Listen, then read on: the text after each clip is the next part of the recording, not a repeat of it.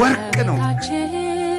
ስጋዋ ወርቅ፣ ነፍሷ ወርቅ፣ ህሊናዋ ወርቅ፣ ልቧ ወርቅ፣ ሕዋሳቷ ወርቅ፣ ስሟ ወርቅ፣ ሁለንተናዋ ገንዘብ የሆነ ጸጋን የተመላች እጅ እግሯ ገንዘብ የሆነ ናት እመቤታችን።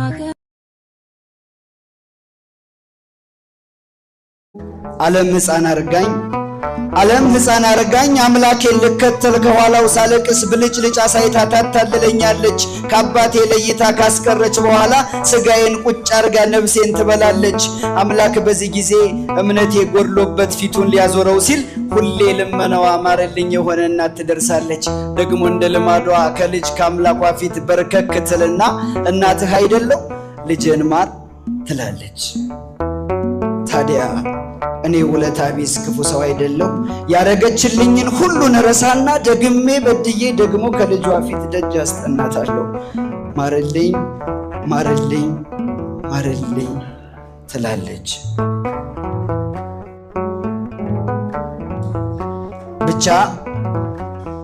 ብቻ የበደሌን ብዛት ውዬ በማደሬ እየሸፋፈንኩት ለእኔ ሲል የሞተን አምላኬን ዘንግቼ በኃጢአት ጅራፍ ስንት ጊዜ ገረፍኩት።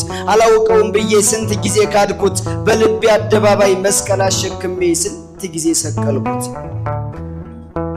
ግን ይቅርባዩ ጌታ ከሩህሩህ እናቱ ከሞት ሊመልሰኝ ስለተወለደ የኃጢአቴ ክምር በድንግል ልመና በሱ ይቅርባይነት በቸርነቱ ሳትጨርሶ ነደደ። ግን በዚህ ሁሉ መሃል የልቤ ጀርባ ላይ አዝየው የምኖር አንድ ጥያቄ አለኝ። መልሱን ባሰብኩት ቀን እሳት እንደነካው እንደ ራስ ቅቤ ቶሎ የሚያቀልጠኝ እግዚአብሔር እናቱን ማርልኝ ስትለው እሺ ባይላት ኑሮ ምን ነበር የሚውጠኝ? ማርያም ለኔ ስትል ማርልኝ እያለች ባትለምነው ኑሮ ማን ነበር ከሞት እጅ ችሎ የሚያስመልጠኝ?